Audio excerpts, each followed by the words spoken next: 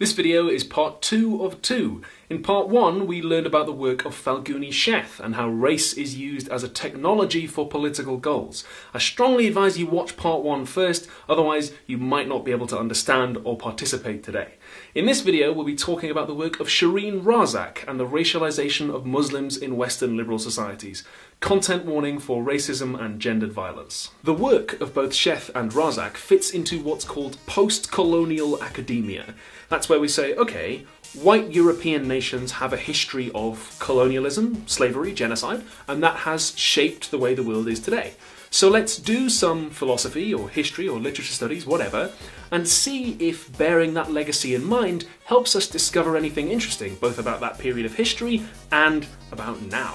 Postcolonial philosophy is super interesting and super important right now because a lot of people are beginning to examine the legacy of colonialism in their own lives, from students in the Rhodes Must Fall campaign and challenging the predominance of white authors on reading lists to the Black Lives Matter movement. And despite some people saying this is millennials being oversensitive, generation snowflake, regressive left, victim culture, there is actually a significant and legitimate academic backdrop to this. So this is super relevant, super important, cutting-edge philosophy. Central to Sherene Razack's thesis is the idea of camps. Camps are zones in which it has been legally designated that normal law does not apply. Camps are sometimes literally camps, but they can also be a prison or Guantanamo Bay or a shipping container. In the history of slavery, black skin functioned like a camp. And camps can sometimes be designated officially by the law or by an unwritten rule that we just don't ask what goes on in there. It's best to think of camps not in terms of a binary, but as a spectrum. Sometimes they're built overnight, sometimes they're built a little bit of the law being changed at a time. Although they're increasingly normal in a post-9/11 world, camps are, of course, nothing new. You might notice strong parallels here to Sheth's ideas of making exceptions of people. Camps are a consequence of racialization, which we discussed in part 1, and I'll say one more time, you really need to understand racialization to understand this video. Racialization appears to justify the need for camps by making the target population seem unsuited to existing outside of one. So, armed with these concepts, we can now look at how racialization begins to construct camps around Muslim bodies. Laws about detention and immigration are good places to start. As a consequence of the US Patriot Act and laws like it, would-be Muslim immigrants have been detained on the grounds that they might commit terrorism, which comes with the suspension of their normal rights to open, fair trials and the like. Razack focuses particularly on Canadian legal cases because that's where she teaches. Normally, somebody would be detained if they had done something wrong or if you had definite evidence that they were going to. But in the cases she examined, and the thousands like them, Muslims are detained without that kind of evidence and without what would normally be called due process. So we're dividing the population, making exceptions for one particular group to the normal rules, and pushing them further away from the protection of the state. Consider also the practice of profiling. Where you've been, who you've associated with, where you've recently travelled. What would only be circumstantial evidence in someone else's case can be damning in a Muslim's. Razack calls this sleeper cell logic, the idea that all Muslims might be a threat because they're Muslim, no matter how much evidence you might have for that in an individual case. Big parallel to the internment of Japanese Americans that we discussed in part 1. I'm drawing the line at getting into this debate, but Razack also says we see the racialization of Muslims in the US and Israel's refusal to consider a two-state solution to the Israel-Palestine conflict. The idea is that just as anti-Semitism can play a role in anti-Zionism, so too can racism play a role in people thinking that Palestinian Muslims voted the wrong way in the 2006 Palestinian election. I am going to get enough hate in my comment section without getting into that, but there's another example for you to consider. What all these examples feed into is what Razack calls the culture clash narrative. The idea that Islam is fundamentally different from and incompatible with, quotes, Western values, and therefore that it must be eradicated. Not only is this an obvious example of racialization in action, but it's also a colonial way of thinking. The culture clash narrative can be used to justify feelings of superiority in the dominant culture, and therefore be used to justify aggressive, imperialist policies and crimes. We see this narrative being spun when Islam is referred to as barbaric, irrational, or medieval. The language of rationality has long been used to mark out certain groups as incapable of being reached by anything but violence, located in a pre-modern, uncivilized state from which we, the modern civilized people, must liberate them, and where, crucially, that liberation will take place on our terms, not theirs. If you've read any Sam Harris or Christopher Hitchens or Richard Dawkins and many other people, you might recognise some of these themes. What all this gets at is the control of the unruly that we talked about in part 1. If you're in the group that's racialised and pushed out, well, that'd be bad for you, so better stop being unruly and toe the line. Better be one of the good Muslims who does what they're told, doesn't speak up about any systemic injustices they might suffer, and doesn't criticise sovereign power. And if you're constantly being asked to reaffirm your loyalty because you're constantly under suspicion, then there's less room for you to go, you know what, obviously ISIS are a bunch of assholes, but at the same time, I don't think my government's foreign policy in Syria is the right way to go. Because if you do, this is what happens. Muslims are cast out of a whole range of political positions that other citizens can publicly occupy much more easily. The special measures that single out Muslims for detention and attention are racializing because they say that all the means for governance we have, the law, due process, our rights, those are for us. They do not work on you, and therefore they do not apply to you, because you are fundamentally different, dangerous, savage. Razack says we also see the racialization of Muslims in the way that we respond to patriarchal violence in Muslim families and communities within our own nations. Take so-called honour killings. When the media and politicians talk about these, they talk about them as if they have only Muslim causes. The wrongness is located in Islam, the, quotes, culture that supposedly promotes these killings. Contrast that to the way we talk about white women who are murdered for leaving abusive relationships. There, the wrongness is located most often in the individual murderer. Honour killings are sequestered in their own little zone and not usually talked about as an example of the violence that faces women everywhere as a result of patriarchy. Razack says again, we're feeding the culture clash narrative, making exceptions of one group of people. When we look at a woman wearing a veil and see her as automatically oppressed and in need of liberation without giving her a voice in that discussion, we again racialise Muslims as a pre-modern, uncivilized people. And we also erase the agency of Muslim women who choose to wear the veil for a variety of religious and other reasons.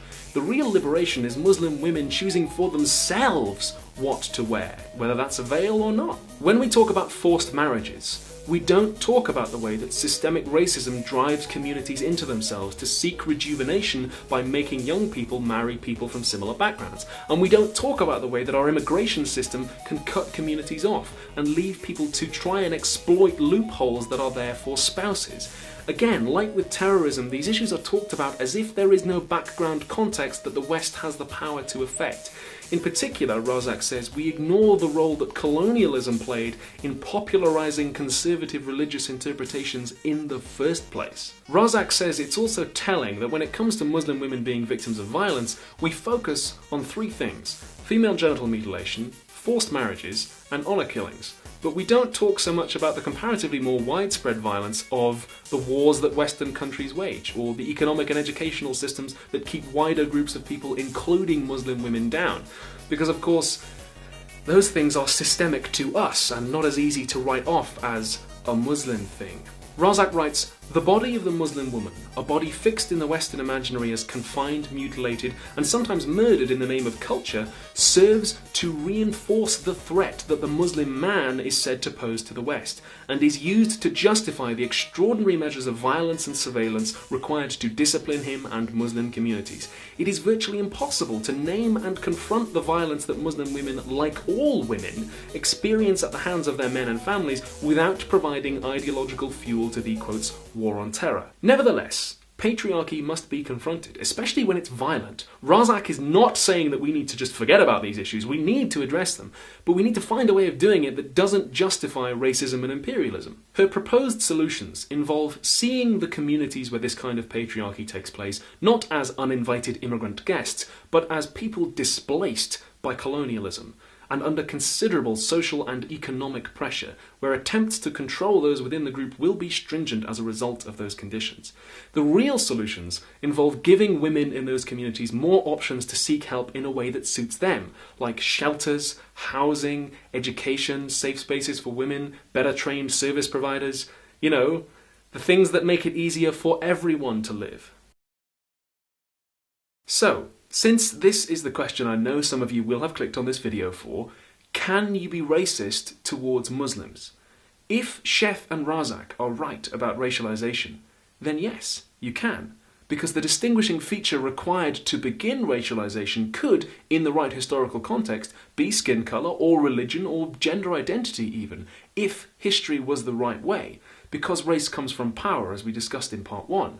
And whether or not you want to attach that label to it, the practice of making exceptions for Muslims in the law and in the minds of the people is a worrying trend in all the ways that Razack has observed, and maybe you can think of some other ways in which Muslims are made exceptions of. Some people will tell you that you can't be racist towards Muslims because Islam is a religion, not a race.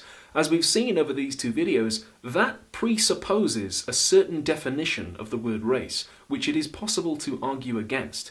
As I explained in part 1, quoting the dictionary would be begging the question. Does this mean that the doctrines of Islam should never be criticised, or that the actions of groups for whom Islam is an ideological pillar should never be criticised? No, it doesn't mean that. That's a straw man used by people who like to throw around the term regressive left. But an awareness of how these systems of power function, their history, their legacy, and who they really serve, will help us do that in a way that doesn't inadvertently do more harm than good. In particular, seeking out the voices of Muslims themselves who are aware of how these systems of power function and have lived experience under them will help us do that in a way that keeps the ghost of colonialism at bay. Razack says that for those of us who live in countries that are rich and powerful in part because of our ancestors' colonialism, we are called to find our identities through oppressing and excluding an other. There's an old racist slogan in my country, "There ain't no black in the Union Jack." And people who use that can't define Britishness except in terms of excluding somebody else. A little bit like how toxic masculinity calls men to find manliness only by oppressing women. We define ourselves as rational and civilized by being in conflict with uncivilized and irrational enemies. And sovereign power will create those enemies to serve its own agenda.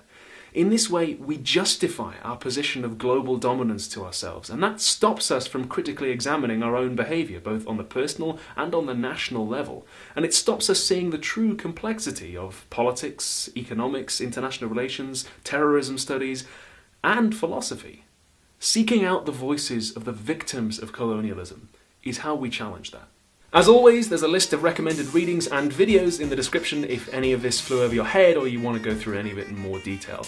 On a different note, I have been doing this YouTube gig a while now, so I'm pretty sure that I'm going to get some strong feelings in my comment section on this one. I'm probably going to get quite a bit of vitriolic hatred. I hope that if you haven't found these videos useful, you can at least see that I'm not pulling this stuff out of my butt. I really researched on these videos and really put a lot of work in. And this is challenging stuff, intellectually and maybe personally as well, and that's very much what this channel is about. You'll find 100 channels that will just summarise what Plato or Nietzsche said, and then as soon as you finish watching the video you'll forget what they ever said, but you'll feel clever. That's not what I'm about. I want to get people in a position where they can actually do philosophy and use it to engage with the world today. And if you haven't found these videos useful, then it's not because I'm trying to pull the wool over your eyes or cut any corners in any way. If you did find them useful, then letting me know you did or sharing them with somebody else who might like them would really, really be appreciated. So what do you think of Sheth and Razack and the way race comes from power? Leave me a comment. I will go through some of them next time. I know I didn't on these 2 episodes, that's because they were already running long. And for more philosophical videos from me every Friday, please subscribe. Lastly, if you've made it this far into the video, then I can only assume that you are a keen bean. So I have a Patreon page. If you could support me giving free education to everybody anywhere in the world for free, then I would really, really appreciate that, because I do not have a lot of money or get a lot of money out of this. But if you can't, no worries, we'll leave it, and I'll see you in the next video. Bye!